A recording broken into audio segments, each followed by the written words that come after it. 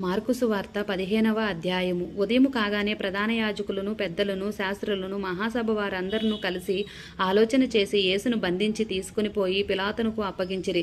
పిలాతు, యూదుల రాజు నీవేనా అని ఆయన అడుగగా, ఆయన నీవన్నట్టే అని అతనితో చెప్పెను. ప్రధాన యాజకులు ఆయన మీద అనేకమైన నేరములు మోపగా పిలాతు ఆయనను చూచి, మరలా నీవు ఉత్తరమేమియూ చెప్పవా? నీ మీద వీరు ఎన్నెన్ని నేరములు మోపుచున్నారో చూడమనెను. ఆయనను యేసు మరి ఏ ఉత్తరము చెప్పలేదు కనుక పిలాతు ఆశ్చర్యపడెను. ఆ పండుగలో వారు కోరుకొనిన ఒక ఖైదీని పిలాతు విడిపించువాడు.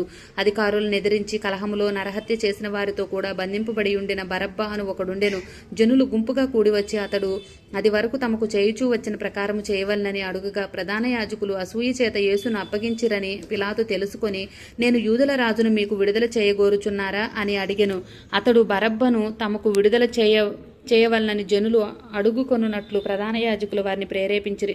అందుకు పిలాతు, అలాగైతే యూదుల రాజని మీరు చెప్పువాని నేనేమి చేయుదునని మరలా వారిని అడిగెను.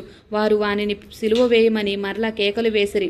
అందుకు పిలాతు, ఎందుకు అతడే కార్యము చేసెనని వారిని అడుగగా, వారు వానిని సిలువ వేయమని మరి ఎక్కువగా కేకలు వేసిరి. పిలాతు జన సమూహమును సంతోషపెట్టుటకు మనసు గలవాడై వారికి బరబ్బును విడుదల చేసి యేసును కొరడాలతో కొట్టించి సిలువ వేయని అప్పగించెను.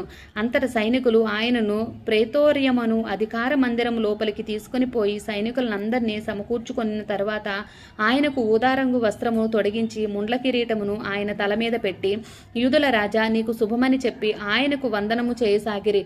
మరియు రెల్లుతో ఆయన తల మీద కొట్టి ఆయన మీద ఉమ్మివేసి మోకాళ్ళు ఉని ఆయనకు నమస్కారము చేసిరి. వారు ఆయనను అపహసించిన తరువాత ఆయన మీద ఉన్న ఊదారంగు వస్త్రము తీసివేసి ఆయన బట్టలు ఆయనకు తొడిగించి ఆయన సిలువ వేయుటకు తీసుకుని పోయిరి. కురేనీయుడైన సీమోనను ఒకడు పల్లెటూరి నుండి వచ్చి ఆ మార్గమును పోవుచుండగా ఆయన సిలువను మోయుటకు అతన్ని బలవంతము చేసిరి. అతడు అలెగ్జాంద్రునకును రూపునకును తండ్రి. వారు గొల్గొతా అనబడిన చోటునకు ఆయన్ను తీసుకుని వచ్చిరి. గొల్గొతా అనగా కపాల స్థలమని అర్థము. అంతట బోళము కలిపిన ద్రాక్షారసము ఆయనకు ఇచ్చిరి. కానీ ఆయన దాన్ని పుచ్చుకొనలేదు. వారు ఆయనను సిలువ వేసి ఆయన వస్త్రములు భాగము ఎవరికి రావలినో చీట్లు వేసి వారిని పంచుకొనిరి. ఆయనను సిలువ వేసినప్పుడు పగలు 9 గంటల ఆయను. మరియు యూదుల రాజైన యేసు అని ఆయన మీద మోపబడిన నేరమును వ్రాసి పైగా నుంచిరి. మరియు కుడివైపున ఒకనికి ఎడమవైపున ఒకనికి 2 బందిపోటు దొంగలను ఆయనతో కూడా సిలువ వేసిరి.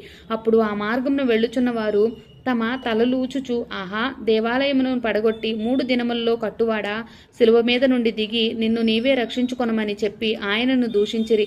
అట్లు శాస్త్రులను ప్రధాన యాజకులను అపహాస్యము చేయుచు వీడి తరులను రక్షించెను. అపహాస్యము చేయుచు వీడితరులను రక్షించును, తన్ను తాను రక్షించుకొనలేడు. ఇశ్రాయేలు రాజుకు క్రీస్తు ఇప్పుడు సిలువ మీద నుండి దిగి రావచ్చును.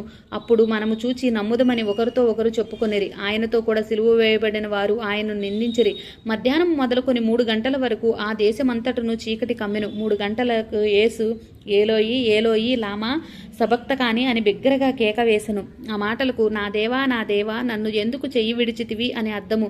దగ్గర నిలిచిన వారిలో కొందరు ఆ మాటలు విని, అదిగో ఏలియాను పిలుచుచున్నాడని ఒకడు పరిగెత్తుకుని పోయి ఒక స్పంజి పిలుచుచున్నాడనిరి. ఒకడు పరిగెత్తుకుని పోయి ఒక స్పంజి చిరకాలో ముంచి రెల్లును తగిలించి ఆయనకు త్రాగనిచ్చి తాళుడి, ఏలియా వీని దింపునేమో వచ్చునేమో చూతుమనిరి. అంతట యేసు గొప్ప కేక వేసి ప్రాణము విడిచెను. అప్పుడు దేవాలయపు తెర పైనుండి కింద వరకు 2గా చినిగెను. ఆయనకెదురుగా నిలిచియున్న శతాధిపతి ఆయన ఎలాగూ ప్రాణము విడుచుట చూచి, నిజముగా ఈ మనుషుడు దేవుని కుమారుడే అని చెప్పెను. కొందరు స్త్రీలు దూరము నుండి చూచుచుండిరి. వారిలో మగ్దలైన మరియయు, చిన్న యాకోబు, యేసే అను వారి తల్లి అయిన మరియయు, సలోమియు ఉండిరి. ఆయన గలిలయలో ఉన్నప్పుడు వీరాయనను వెంబడించి ఆయనకు పరిచారము చేసిన వారు వీరు కాక ఆయనతో యెరూషలేమునకు వచ్చిన ఇతర స్త్రీలనేకులను వారిలో ఉండిరి. ఆ దినము సిద్ధపరుచు దినము, అనగా విశ్రాంతి దినమునకు పూర్వదినము కనుక సాయంకాలమైనప్పుడు అరిమతేపు యేసేపు తెగించి పిలాతునొద్దకు వెళ్లి యేసు దేహము తనకిమ్మని అడిగెను. అతడు ఘనత వహించిన ఒక సభ్యుడై దేవుని రాజ్యము కొరకు ఎదురు చూచువాడు. పిలాతు ఆయన ఇంతలోనే చనిపోయినా అని ఆశ్చర్యపడి ఒక శతాధిపతిని తన యొద్దకు పిలిపించి, ఆయన ఇంతలోనే చనిపోయినా అని అతన్ని అడిగెను. శతాధిపతి వలన సంగతి తెలుసుకొని యేసేపునకు ఆ శవము అప్పగించెను. అతడు నారబట్ట తీసుకొని ఆయన్ను దింపి ఆ బట్టతో చుట్టి బండలో తొలిపించిన సమాధి యందు ఆయనను పెట్టి ఆ సమాధి ద్వారమునకు రాయి పొర్లించెను. మగ్దలైన మరియయు, యేసే తల్లి అయిన మరియయు ఆయన ఉంచబడిన చోటు చూచిరి. ఆమేన్.